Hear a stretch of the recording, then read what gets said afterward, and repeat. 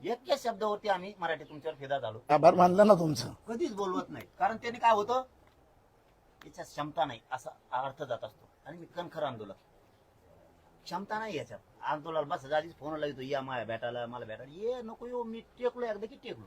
मरूच तर मागं सरकत नाही, मरायला भेट नाही. मी माझ्या समाजाच्या पायावर माझा जीव ठेवलेला, मी मरायला नाही भेट. येऊ दे मरण. मी ते मन मोडून टाकली, मी मन मोडून टाकली. लाख मेले तरी चालते, पण लाखाचा पोशिंदा जगला पाहिजे. लाख पोसून काय करायचं, जगून काय करायचंय? लाख मारू द्यायचे आणि एक जागवायचा. मला करोड जगले पाहिजेत, मी मेलो तरी चालतो. या भूमिकेतून आता तुम्ही जे आर काढला हैदराबादचा, आणि कमवून थांबले प्रमाणपत्र, कमवून द्या ना. गॅजेट एंट्राव आधार दिला ना, मी तुम्हाला कायदा पारित करायला आधार लागतो, त्याशिवाय कायदा पारित करता येत नाही. बरं, आता विधानसभा, विधान परिषद ऍक्टिव्ह आहे, प्रशासक लागलेला नाही आपल्याकडं. राज्यसभेला, विधान परिषदेला ऍक्टिव्ह असल्यावर राईट आहे त्यांना.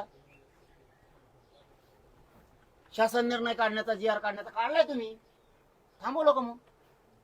थांबवा मग 1994चा पण, काय अडचणी? आमच्यावर का म्हणून अन्याय करायला तुम्ही? आमचं तुमचं काय काय दुश्मनी? तुम्ही 17 संस्थांचा जी आर काढलाय, फडणवीस साहेबांनी छाती ठोकून सांगितलं पाहिजे, ओबीसीवर अन्याय करणार नाही, पण 10 आहे त्यांचं वावर आहे, द्यावा लागेल. त्यांच्या नोंदी यात मला आरक्षण द्यावं लागणार आहे. तुम्ही चिडीत, आम्हाला चिडीत आहे. तुम्ही आमच्या भावना समजून घेत नाहीये, तुम्ही आम्हाला चिडीत आहे.